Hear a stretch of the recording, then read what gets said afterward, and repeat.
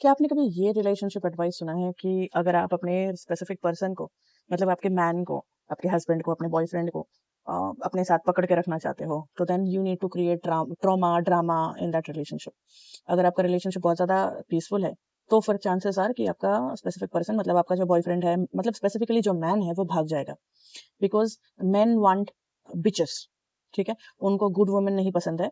उनको मतलब बेसिकली वैसी औरतें पसंद है जो कि लाइफ में प्रॉब्लम क्रिएट करे, जो कि हमेशा झगड़ा करके, जो कि हमेशा लाइफ में कुछ ना कुछ ट्रबल मेकिंग नेचर का हो। वैसे लोग उनके साथ अच्छे रहते हैं, उनके लिए ही मेन एफर्ट्स लेते हैं।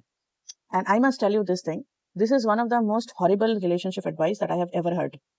देखो, ये जो एडवाइस है, ये कुछ साल पहले तक ये एडवाइस को आप वैलिड मान सकते थे, बिकॉज यू नो वट, ये seduction and mind games and manipulation, ये कुछ साल पहले तक इसके ऊपर रिलेशनशिप चलते थे, ठीक है। Relationship, politics, influence, then public speaking, then businesses, ठीक है।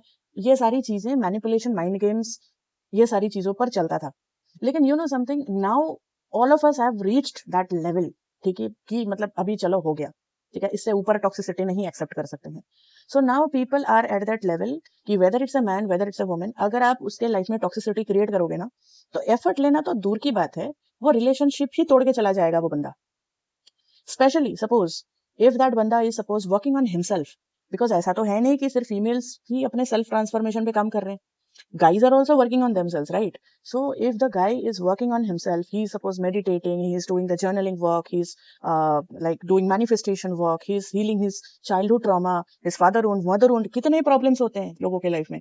So suppose this guy is working on himself and इस लड़के के life में suppose पहले से ही बहुत ज़्यादा relationship trauma है। Now you have heard this random relationship advice somewhere कि उसके life में problem create करो, नहीं तो वो आपको छोड़ के चला जाएगा। If you are not a troublemaker, then he is not going to take any interest in you. You know something? If this guy is consistently working on his inner peace, inner harmony, and healing and transforming himself, he is going to abandon you. He is going to totally block you and simply disappear from your life. Okay?